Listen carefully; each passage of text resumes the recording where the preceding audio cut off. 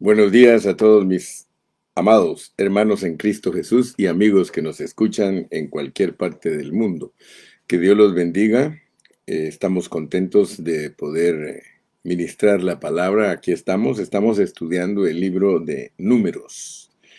Hoy vamos a llegar al capítulo número 6 de Números. Vamos a leer los primeros 5 versículos. Estos versículos nos introducen al capítulo 6. Dice: Habló Jehová a Moisés diciendo: Habla a los hijos de Israel y diles: El hombre o la mujer que se apartare haciendo voto de Nazareo para dedicarse a Jehová, se abstendrá de vino y de sidra, no beberá vinagre de vino, ni vinagre de sidra, ni beberá ningún licor de uvas, ni tampoco comerá uvas frescas ni secas. Todo el tiempo de su nazareato, de todo lo que se hace de la vid, desde los granillos hasta el ollejo, no comerá. Todo el tiempo del voto de su nazareato no pasará navaja sobre su cabeza, hasta que sean cumplidos los días de su apartamiento a Jehová. Será santo, dejará crecer su cabello. Bueno, la Biblia es un arreglo divino y nosotros los cristianos del Nuevo Testamento tenemos que tener mucha sabiduría, porque si aplicamos literalmente el Antiguo Testamento, nosotros nos quedamos sin la enseñanza profunda. Yo no estoy diciendo que el Antiguo Testamento no tiene ninguna moraleja. Claro que sí. El Antiguo Testamento es moraleja, tiene que ver con nuestra moral. Todo el mensaje superficial de la Biblia se llama moraleja, o sea, que es para que nosotros tengamos un buen comportamiento, ¿verdad? Este pasaje tiene validez en el Nuevo Testamento. Si queremos aplicarlo solo como moraleja, les enseñamos a los hermanos que dice la Biblia que los borrachos no heredarán el reino, y podemos mostrar que todos los malos hábitos traen consecuencias desastrosas para las familias. Yo recuerdo que mi mamá, una vez yo me tomé unos tragos y llegué a la casa, allá decimos en Guatemala, zombie. Llegué zombie y me dijo: mi hijo, tenga cuidado. Le digo: mamá, yo no me emborraché, yo solo me tomé unos 2 traguitos. Y teníamos un vecino que era borracho, ese era borracho consuetudinario, todos los días tomaba. Y me decía: mire, don fulano, él empezó con 3 traguitos y mírelo ahora, no puede apartarse de ese vicio. Bueno, eso tiene que ver con la moralidad, pero yo no estoy aquí para dar clases de Biblia moral. Yo estoy aquí para dar clases de Biblia de estudio profundo, de un estudio que nos transforme, ¿verdad? Porque si yo doy enseñanzas morales, van a afectar un tiempecito la mente de la persona, y la persona va a tratar de ser buena y la persona va a tratar de corregirse, pero a la larga no va a llegar a ningún buen punto, porque nada de la moraleja le ayuda a las personas a estárselas repitiendo. Si no, los hijos fueran bien portados, ¿cuántas veces la mamá le dice a uno que no haga ciertas cosas? ¿Cuántas veces el papá le dice a uno que no haga ciertas cosas? ¿Cuántas veces el maestro le dice a uno que sea una persona de porte, que sea una persona educada? Y dura un tiempito, pero nosotros tenemos una naturaleza caída que es imposible que sea arreglada por medio de la moraleja. Nosotros necesitamos una intervención quirúrgica espiritual. Necesitamos extirpar de dentro de nosotros la maldad que tenemos, lo que se llama en la Biblia y de acuerdo al libro de Romanos, el pecado que mora en mí. O sea que en esta carne mora el pecado y los deseos engañosos, y unidos a nuestra mente carnal, somos un paquete de puros problemas, hermano. Pero gracias a Dios, porque la Biblia en el Nuevo Testamento no es una enseñanza moral, es una revelación divina para ser transformados y vivir a Cristo. Eso es un mensaje totalmente fuera de cualquier tradición cristiana, hermano. Y por eso yo estoy aquí para que usted abra su corazón y usted viva la vida que Dios quiere que vivamos. Porque, hermano, el Evangelio no es terapia. Si el Evangelio fuera terapia, entonces funcionaría la moraleja de la Biblia. Dios no está tratando de improvisar tu carácter, Dios no está tratando de hacerte una mejor persona, no, Él está trabajando en ti para transformarte y conformarte.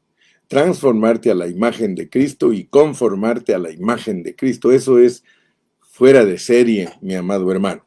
Muy bien, entonces después de esta pequeña exhortación y medio introducción, sigámonos introduciendo.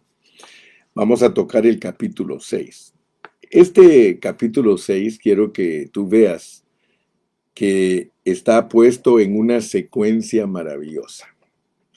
Si te das cuenta, el mensaje de ayer trató de nuestra castidad, trató con nuestra fidelidad a Dios como esposa. Si nosotros no tenemos el concepto claro de cómo Dios nos ve a nosotros como esposa, ahora nos va a dar el ejemplo. Ya estudiamos ayer, terminamos el capítulo 5 y nos dimos cuenta que ese capítulo 5 está lleno de revelación divina. Y nos dimos cuenta que Dios nos prueba a nosotros a ver si somos una esposa fiel o seguimos siendo infiel como la caída. Hoy nos va a poner un ejemplo de lo que es ser una verdadera esposa. El arreglo que Dios tiene aquí en el Antiguo Testamento es de que todos aquellos que habían nacido de la línea sacerdotal de Aarón, ellos automáticamente eran sacerdotes. O sea que el sacerdocio en el Antiguo Testamento, en el orden de Aarón, era hereditario. En ese entonces no se permitía que cualquier persona fuera sacerdote. Pero no obstante, Dios estableció una provisión especial para aquellos del pueblo de Israel que quisieran servirle de una manera voluntaria. Fíjate pues, porque este es un arreglo divino para que nosotros lo entendamos en el Nuevo Testamento. Porque la Biblia dice que el cielo y la tierra pasarán, mas su palabra nunca pasará. O sea que la palabra está divinamente arreglada para que le funcione a Dios en cualquier dispensación. Muy bien, esta provisión especial se conoce como el voto nazareo. Con esta provisión, cuando alguna persona poseía ciertas características, tenía el vivir apropiado y el estricto estándar, entonces él podía hacer el voto nazareo. En principio, Dios desea que todo su pueblo del Nuevo Testamento se constituyan en verdaderos nazareos. Así como el Señor Jesús vivió de una manera absoluta para Dios, esa manera de vivir de Él fue absoluta e incondicional. En el Antiguo Testamento existía una provisión de Dios, era un voto especial que ciertas personas entre los escogidos de Dios decidían tomar parte en una forma voluntaria. Como ya repetí, se llamaba el voto del Nazareo. La primera parte de dicho voto está descrita aquí en Números capítulo 6, versículos del 1 al 5. Pero más adelante vamos a estar hablando de más características del Nazareo. Pero nosotros tenemos que entender el significado de ese voto para nosotros los cristianos del Nuevo Testamento. Este voto guarda un lugar muy significativo en la economía de Dios, en la administración de Dios, en el plan de Dios. En Éxodo, cuando Dios guió al pueblo de Israel fuera de Egipto, su intención era que cada uno de ellos llegase a ser un sacerdote para que les sirviera. Eso significaba que debían de ser personas separadas para Dios y por Dios. Más adelante el pueblo de Dios adoró el becerro de oro y Dios descalificó del sacerdocio a personas. Por tanto, Dios tuvo que designar a la tribu de Leví para que le sirvieran como sacerdotes. Si alguno no pertenecía a la tribu de Leví, no podía servir a Dios. No obstante, dice en Números 6, que sin importar a qué tribu pertenecía, si alguno tenía el deseo de ofrecerse a sí mismo para servir a Dios, podía hacerlo voluntariamente el nazareato y quedaba completamente separado para Dios. Este voto es especialmente importante para Israel, porque cuando llegó el tiempo de Samuel, el sacerdocio de la casa de Aarón estaba degradado. Por tanto, aunque Samuel no era de la línea de Aarón, ni de la tribu de Leví, él fue traído y su mamá lo trajo al templo como nazareo. Él llegó a ser un sacerdote que reemplazó el sacerdocio degradado de la casa de Aarón e introdujo una nueva era en la economía del Antiguo Testamento, economía de Dios. Más adelante, cuando el pueblo de Israel se degradó en la época de los jueces, se levantó Sansón como nazareo. Como podemos ver entonces, el voto del nazareo es muy especial y necesario para Dios, especialmente en el tiempo de la degradación del pueblo de Dios. De no ser por ese voto, Dios no tendría la manera de cumplir su propósito. Vamos a hablar del único y verdadero nazareo que ha existido en la humanidad. Por supuesto que nos referimos a nuestro amado Salvador y Señor Jesucristo. Nuestro punto número 1 es que alcancemos a ver que el único verdadero nazareo que ha existido es nuestro Señor Jesucristo. Verdaderamente es admirable la secuencia que nos presenta el libro de Números. Y especialmente estos dos capítulos, capítulos 5 y 6, tienen una secuencia maravillosa. Inmediatamente después de la revelación de la formación del ejército divino, hay todo un capítulo entero de cómo tratar con la contaminación. Eso fue el capítulo 5. Y después de ese hablar de Dios acerca de un examen, acerca de una prueba para probar cuán puros, cuán castos somos nosotros, cuán sencillos somos nosotros, con aquel a quien amamos, el capítulo 6 nos habla del voto nazareo. Según la tipología, el único nazareo que ha existido en el linaje humano en todas las generaciones es Jesús. En su vivir para Dios, en su humanidad, al menos ha existido un humano en la tierra que ha sido absoluto y total para Dios, y ese único Nazareo, no nos cansamos de repetirlo, es nuestro Señor Jesús. Por tanto, un nazareo es tipo de Jesús. Un nazareo es tipo de Jesús.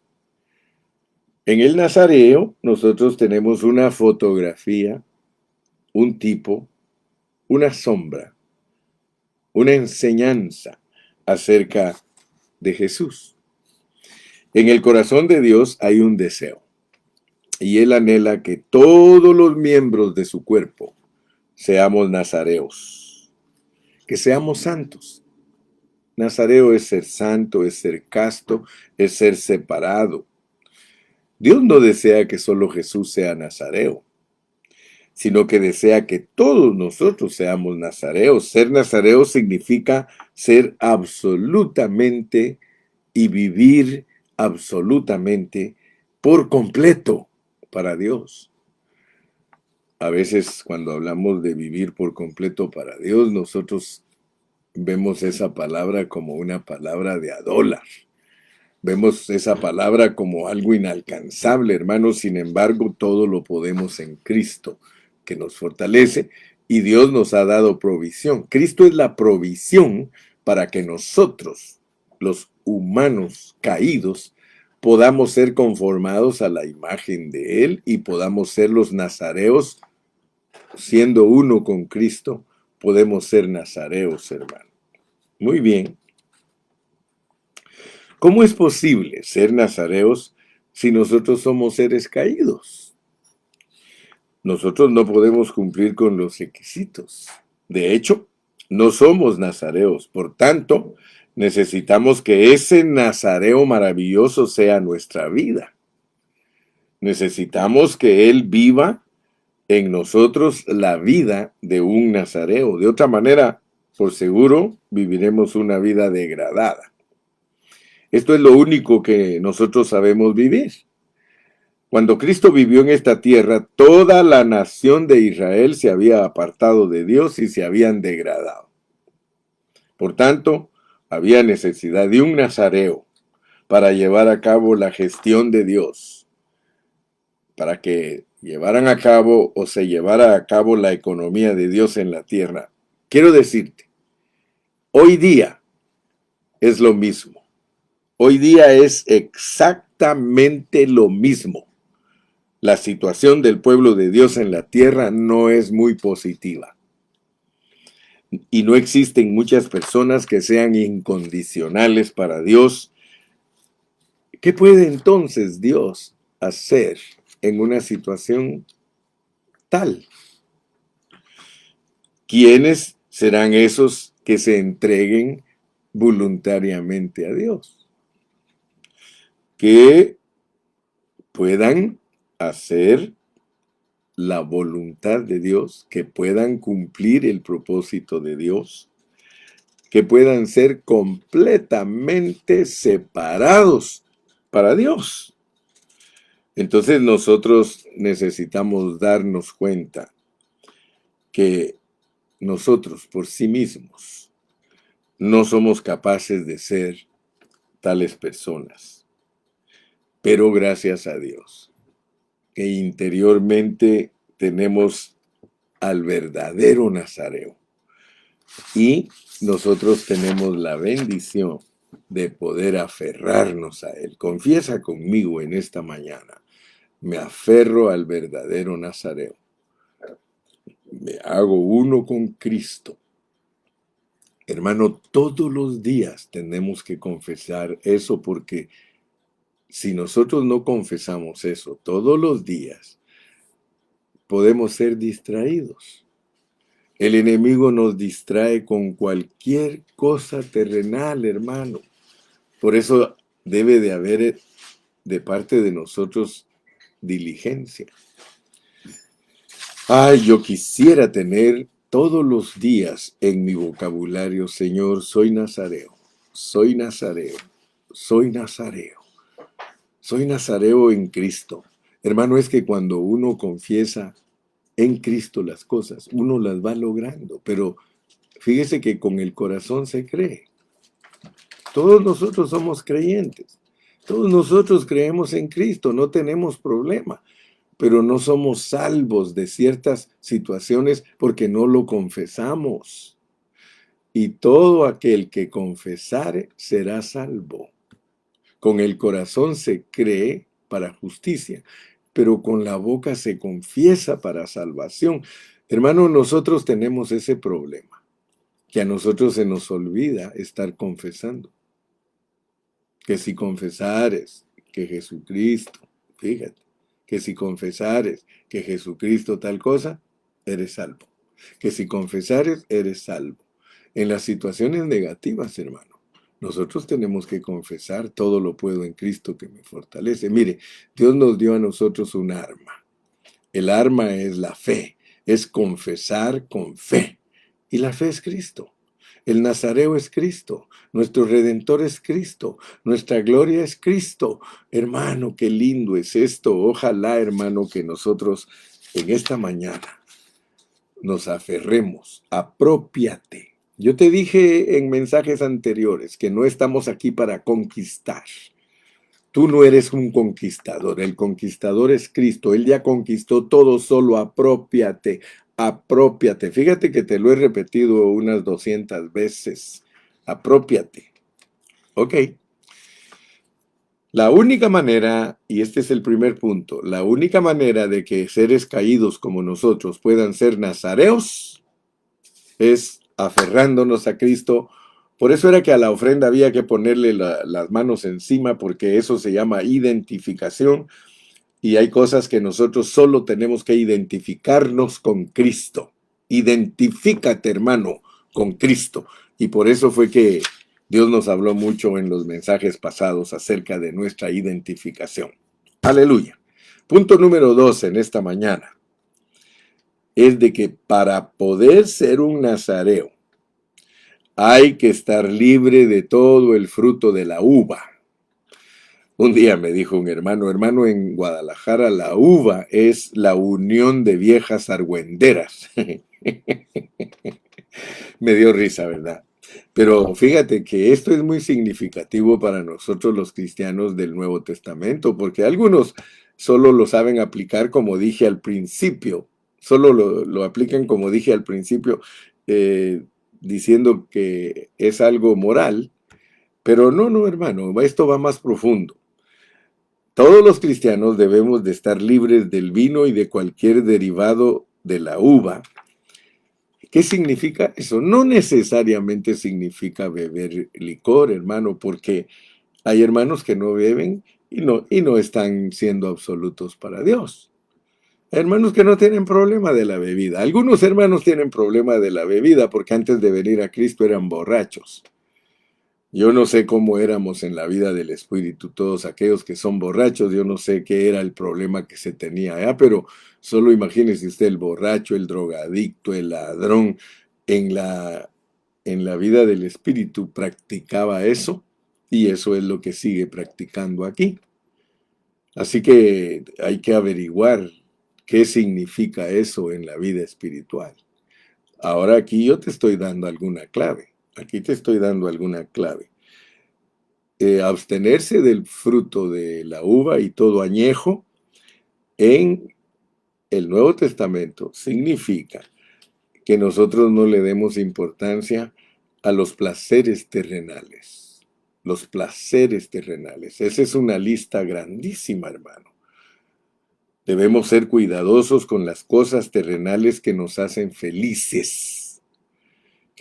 O sea que son las cosas que nos gustan. Las cosas terrenales que nos gustan.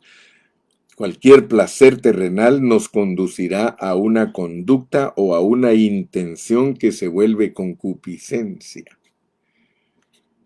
Yo siempre les he dicho a los hermanos, mira hermano, está bien que tú tomes vacaciones. Está bien, hermano, que tú, porque te las mereces, hermano. ¿Cuánto le dan de vacaciones a uno en su trabajo, hermano? El patrón sabe que tú mereces vacaciones, porque tú has estado trabajando por mucho tiempo. Tú trabajas todo el año. Y fíjese que hay trabajos donde le dan a uno hasta un mes de vacaciones en el año. Ya cuando uno tiene bastante tiempo de trabajar en una compañía, a uno le dan un mes de vacaciones. Pero ninguno tiene la capacidad de irse un mes, porque ir a pasear un mes se gasta mucho dinero, mucho, es mayormente si la familia es grande. Entonces, lo que hacen muchos es que durante el año dividen sus vacaciones, ¿verdad? Yo conozco hermanos que todo el tiempo están de vacaciones, hermano. Yo no sé cómo le hacen, pero todo el tiempo están de vacaciones. Eso es participar del fruto de la uva. Darte lujos demasiados cuando sabes que hay necesidades a tu alrededor, ¿verdad? Yo, por ejemplo, desde pequeño yo fui enseñado a ayudar a los pobres y le doy gracias a Dios porque en mi presupuesto yo tengo tanto para los pobres, tanto para la obra del Señor, tanto para esto. O sea, por eso hay que vivir bajo un presupuesto. Los que no tienen presupuesto, hermano, gastan su dinero en una forma loca. Eso es participar, hermano, de la uva. Nunca te olvides que una persona absoluta para Dios está completamente separada de los placeres mundanos. Yo no te estoy diciendo, hermano, que no disfrutes tus vacaciones. Yo no estoy predicando un evangelio legalista, ni estoy manipulando a ningún hermano. Gracias le doy a Dios que yo no soy impositor, yo soy expositor. Toda la vida les he dicho, hermano, yo soy expositor. Pero si te queda el guante, que te lo plantes. Si te dicen mis hermanos mexicanos, el que le quede el saco, que se lo ponga. O sea que si tú eres una persona que demasiado placer, y en vez de estar presente en la reunión de los santos, todo el tiempo estás fuera paseando y tú no eres cristiano. Yo conozco parejitas de jóvenes que todo el tiempo andan paseando, ellos no tienen una dedicación en la iglesia, ellos no se entregan a una responsabilidad en la iglesia, ellos no toman responsabilidad en la iglesia, hermano. Y eso no me vayas a decir que eres nazareo. Y Dios te quiere ver como nazareo. Buscad primeramente el reino de Dios y su justicia y todas las demás cosas serán añadidas. Hermano, Dios no está en contra de que tú disfrutes, solamente no vuelvas tu disfrute una concupiscencia. Sí. Entonces nosotros primero tenemos que aprender a separarnos de los placeres mundanos. Segundo, debemos de permanecer bajo la cobertura de nuestra cabeza. Sí, por eso es que Dios pone al nazareo como alguien que no hay que quitarle perdón, que no hay que quitarle el cabello. Tú sabes que nuestra cabeza con cabello, esa es la cobertura. Tristemente yo no tengo cabello, pero gracias a Dios que eso no es literal porque yo estaría descalificado. Pero aún en el Antiguo Testamento Dios tiene cuidado de que no vayan a irse al extremo, ¿verdad? Porque si nosotros que si no fuéramos aceptados por Dios los calvos, tendríamos que andarnos poniendo peluca. Imagínate yo con peluca. Sin embargo, Dios hace claro que todos los calvos en la Biblia son limpios. Dice, el calvo es limpio, no es inmundo. Entonces, aquí tenemos que entender, hermano, porque estamos estudiando tipología, estamos estudiando figuras. Nosotros debemos de permanecer bajo la cobertura de nuestra cabeza, que es Cristo. ¿Sí? Debemos de depender, tomar a Cristo como nuestra cabeza. Por eso te dije que Cristo es el único verdadero nazareo, porque la Biblia dice en 1 Corintios 11 que Dios es la cabeza de Cristo, Cristo es la cabeza del hombre y el hombre es cabeza de la mujer. Fíjate, si uno ha hecho voto nazareo, debe guardar su pelo. En tipología, no cortarse el cabello es estar delante de Dios como una mujer. Por eso te dije que el capítulo 6 está después del capítulo 5. Y en el capítulo 5 se nos habló de la castidad de una mujer, de la fidelidad de una mujer. Y ahora nos dicen lo que es ser una mujer ante Dios, es ser alguien que depende totalmente de Dios. Si tú y yo queremos ser castos, si tú y yo queremos ser los que verdaderamente estamos bajo cobertura, nosotros tenemos que ser nazareos espirituales. Nosotros tenemos que ser absolutos para Dios. No hay otra manera de agradar a Dios si no somos nazareos. Así que cuando una persona se rasuraba, mostraba rechazo de su autoridad. Así que espiritualmente hablando, si nos afeitamos la cabeza, significa que estamos echando fuera nuestra autoridad. Vuelvo a repetirte, no estoy hablando de algo físico. Nosotros somos nazareos. En el Antiguo Testamento, esa es la fotografía, era real dejarse crecer el cabello. Yo no podría ser nazareo del Antiguo Testamento, porque a mí no me crece el cabello, hermano. Imagínense que yo en el Antiguo Testamento se me antojara ser nazareo. No puedo. Y gracias a Dios que, por eso te digo que no es eso lo que está buscando Dios, porque algunos lo hacen literal. Algunos creen que tenemos que ser judíos para cumplir verdaderamente la palabra de Dios. Date cuenta pues que el ser judío, el ser israelita, eso solo es una sombra. Nada de lo que hacen los hermanos mesiánicos tiene ninguna validez delante de Dios si no son nazareos espirituales, si no están apartados para Dios espiritualmente, si no han dejado de amar las concupiscencias, si no han dejado de amar las cosas materiales, si no han dejado, no podemos ser nazareos delante de Dios. Así que también confiesa eso. Confiesa que eres nazareo, pero no del diente al labio. Confiesa que eres nazareo porque lo vives, hermano. Tú tienes que decir, Señor, yo soy nazareo porque realmente vivo absoluto para ti. Ya te le aumenté la dosis, ¿te das cuenta? Así me dice Galo, cada vez que usted me da un mensaje me libera, dice, y en el otro me pone preso. Y luego me vuelve a liberar y me pone preso. Qué bueno, hermano, le digo, porque ese es el caminar de un cristiano, preso y libre, preso y libre, preso y libre, preso y libre. Somos presos, pero estamos libres. Y somos libres, pero estamos presos. Aleluya.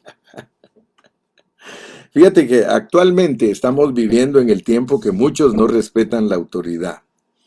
La gente es inicua.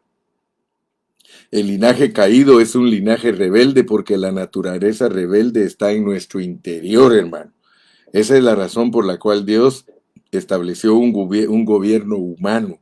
Después de la caída del hombre, el hombre vive bajo el gobierno humano. Esa es la autoridad delegada por Dios que representa su autoridad. Eso lo leemos en Romanos capítulo 13.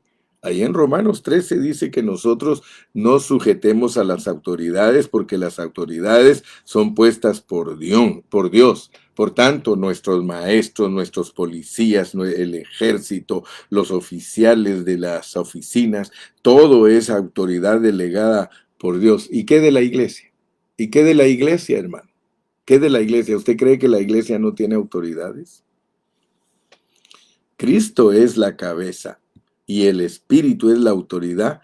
Sin embargo, necesitamos ancianos en la iglesia, hermano. En la iglesia, los ancianos son la autoridad de la iglesia. Y eso, por favor, hermano, tenemos que aprenderlo. Muchos hermanos no tienen una realidad en su vida de lo que es ser un nazareo y estar bajo cobertura, hermano. Porque así como nosotros respetamos a la patrulla de policía, respetamos al maestro en la escuela, respetamos, hermano, a las autoridades municipales, nosotros tenemos que respetar las autoridades de la iglesia. Dios ha puesto autoridades en la iglesia. Por eso una iglesia tiene que tener ancianos y ellos son la autoridad, los ancianos. Juntamente con el pastor, una iglesia que no tiene ancianos, hermano, no tienen autoridad. Por eso no se desarrollan sanamente, por eso no se puede ver en ellos un crecimiento normal. La iglesia crece normal y se mantiene normal cuando hay un pastor y ancianos dirigiéndola, hay diáconos, hermano, hay maestros de escuela dominical, hay líderes de jóvenes, todos, y todos vamos bajo una misma autoridad y todos estamos bajo autoridad. Si no estamos bajo autoridad, hermano, una iglesia fracasa. Créanmelo. Yo soy testigo, durante 42 años a mí me ha tocado abrir muchas congregaciones y siempre hemos establecido ancianos y son las iglesias sanas. Y en las iglesias que nos han querido copiar y que se han adherido a nosotros, pero que no tienen ancianos ni los respetan, ellos han fracasado, hermano. La iglesia, de la única manera que no se divide es cuando hay autoridades, cuando hay ancianos, y el pastor no hace lo que le da la gana, sino que él consulta. Él consulta, hermanos ancianos, ¿les parece bien que hagamos esto, que hagamos aquello? Porque esa es la manera correcta. Y no solo para asuntos administrativos, sino también para asuntos espirituales. Porque hay doble honra para el que es buen líder espiritual y administrador a la vez. Hay líderes que son muy buenos espiritualmente y son buenos administradores también. Dice que tienen una doble honra. Fíjese pues, sin los ancianos la iglesia es una anarquía. Apartados y sujetos. En la Biblia la vid tiene dos significados. En Juan 15 se nos dice: yo soy la vid verdadera y vosotros los pámpanos. ¿Sí? Así que nosotros tenemos que ver que el vino en los placeres humanos siempre se acaba. Por eso nos ponen en Juan 2 una historia de unas bodas donde se acabó el vino. Y tenemos que recibir el mejor vino. Hermano, tenemos que entender que el vino terrenal se tiene que acabar. Por eso nos ponen un ejemplo de una boda. En la boda se acabó el vino. Y dijo el Señor: traigan agua. Y les voy a demostrar lo que es el vino. El vino es agua. El vino es agua. Pero cuando el vino se acaba el placer. Usted dirá, entonces el Señor Jesucristo les dio otra vez placer. No, Él les demostró que todo en esta vida, lo que produce gozo y placer, se acaba. Pero el vino de Él era superior. No era un vino para emborracharse si ya estaban borrachos. Cuando a los borrachos se les acaba el vino, hermano, ellos solo están bebiendo para quedarse tirados. Una persona toma vino, una cantidad de vino, está borracho, pero si sigue bebiendo, se va a caer y se queda tirado. El Señor lo que está mostrando en el cambiar el vino es que el vino de Él es la vida eterna. Que lo que ellos tomaron fue agua de muerte. Por eso dijo, traigan y llénenlos de agua. Y qué casualidad que 6 tinajas. Era el hombre con agua adentro. Y dice, le voy a cambiar el agua, un agua de muerte. Se la voy a cambiar. Has cambiado mi lamento en baile. Me ceñiste de alegría. Por eso a ti cantaré, roca mía, y nunca estaré callado. Jehová Dios mío, te alabaré para siempre, pues has cambiado mi agua en vino. Jehová Dios mío, te alabaré. Cuando Dios cambia el agua en vino, te está dando un Cristo disfrutable, que no necesitas el vino terrenal. Mejor que el vino terrenal es el vino celestial. Cristo es el vino celestial. Entonces, hermano, no cortarse el cabello es permanecer bajo autoridad. Quiero finalizar en esta mañana con nuestro mensaje. Fíjate que el Señor no solo se sometió al Padre, sino que Él se sometió a toda la autoridad. Él respetó toda autoridad. Vamos a finalizar con algo que está aquí en Mateo 12. Mateo 12. Leamos Mateo 12, versículos del 46 al 49. Mateo 12. Mateo capítulo 12, versículos del 46 al 49. Mientras él aún hablaba a la gente, he aquí su madre y sus hermanos estaban afuera y le querían hablar. Y le dijo uno, he aquí tu madre y tus hermanos están afuera y te quieren hablar. Respondiendo él al que le decía esto, dijo, ¿quién es mi madre y quiénes son mis hermanos? Y extendiendo su mano hacia sus discípulos, dijo, he aquí mi madre y mis hermanos, porque todo aquel que hace la voluntad de mi Padre que está en los cielos, ese es mi hermano y hermana y madre. Fíjese pues, muchos tienen la pregunta, ¿a qué se refieren estos versículos? ¿Sí? ¿A qué se refieren estos versículos? Bajo el contexto de la formación del ejército de Dios. Fíjese, un nazareo debe vencer los afectos naturales desmedidos. Es decir, el afecto que tenemos para los parientes de sangre. Fíjese que muchos hermanos, por amor a su familia en la carne, no sirven a Dios con integridad. Y aquí en este pasaje está esto, por eso lo estoy leyendo. En realidad nuestros verdaderos hermanos son los creyentes, incluyendo a nuestra familia creyente, hermano. Es una familia espiritual, somos una familia espiritual. Gracias a Dios cuando todos nuestros hijos son cristianos porque nosotros somos doblemente familia. Si toda tu familia es cristiana, dale gracias a Dios porque toda tu familia cristiana son doblemente familia tuya. No solo son familia porque llevan tu sangre, sino porque son hijos de Dios, son personas que tienen a Cristo en su corazón.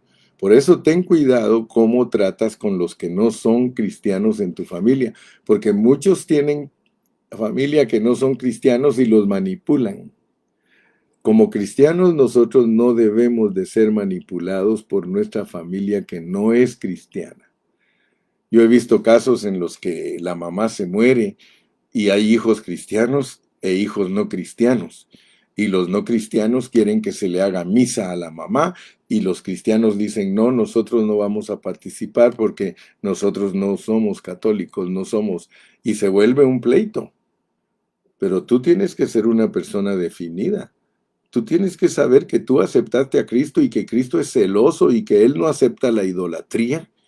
¿Qué importa que me digan a mí que yo no quiero a mis hermanos que no son cristianos? Yo no voy. Si a mí un hermano de carne no es cristiano y me invita a participar a una fiesta de él, yo no voy a ir a celebrarle su fiesta pagana.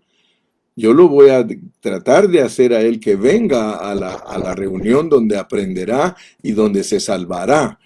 Entonces nosotros somos personas definidas, hermano. Yo no soy una persona redonda. El redondo da vueltas y no afecta a nadie. Yo soy cuadrado, hermano. Tengo 4 esquinas y cuando doy vueltas me llevo a la gente de corbata. Si tú no tienes una definición como cristiano, hermano, tú estás jugando. Porque hay cristianos que participan en las fiestas de su familia que no es cristiana y ahí están adentro de la iglesia con las manos levantadas cantando, hermano. Eso no es correcto. Ser nazareos es no ser familia idólatras, especialmente, hermano, cuando tu familia no sirve a Cristo, no puedes dejar la reunión por ir a cuidarlos a ellos. Sin embargo, hay muchos que eso hacen, hermano.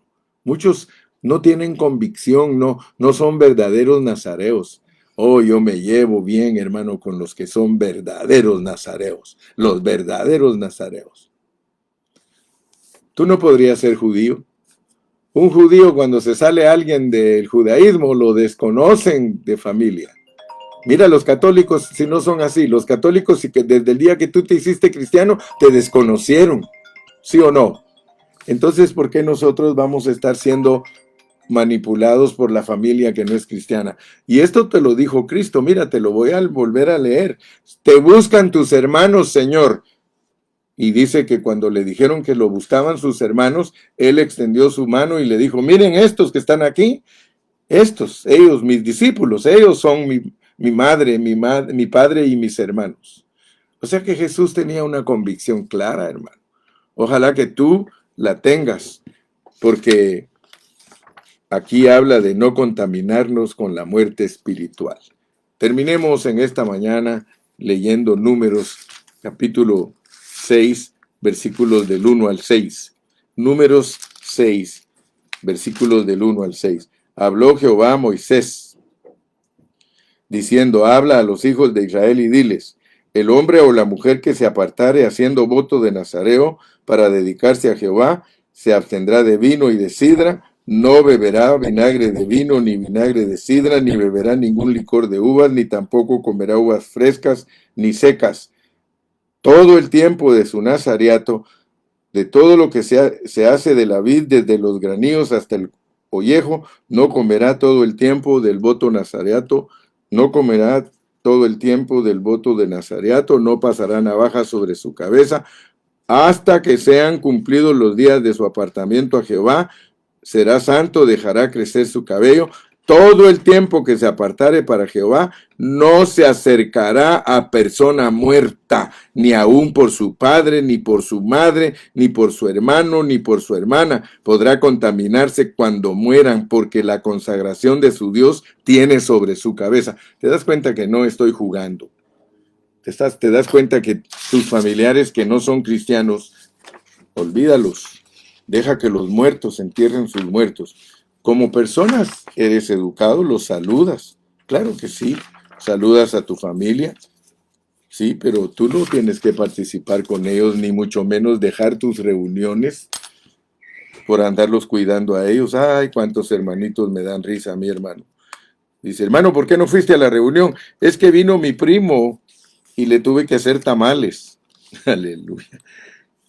¿Por qué no te llevas a tu primo si dice la Biblia que tú tienes que ganarte a tu familia para Cristo? Es mejor que digan que eres un antisocial y que digan que eres un... ¿Qué dirían de Cristo?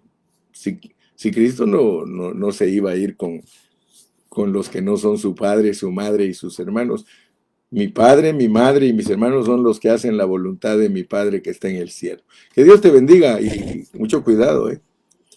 Aprende a tratar a tu familia que no es cristiana educadamente. Educadamente. No hay necesidad que los ofendas. Solo es cuestión que tú tengas una convicción y que vean que la tienes para que te respeten. Si tú tienes convicción como cristiano, que yo los conozco, esos cristianos. Yo me recuerdo de un hermano que venía a su familia que no era cristiana y le decía: disculpen, ahí les dejé su comidita si tienen hambre, yo voy a ir a la reunión y al regresar aquí los atiendo con todo mi corazón. Esa es una actitud correcta. Cuidado con las concupiscencias, cuidado con amar la uva. No ames la uva ni sus productos. Hasta la próxima. Que Dios te bendiga y te guarde. Bye bye.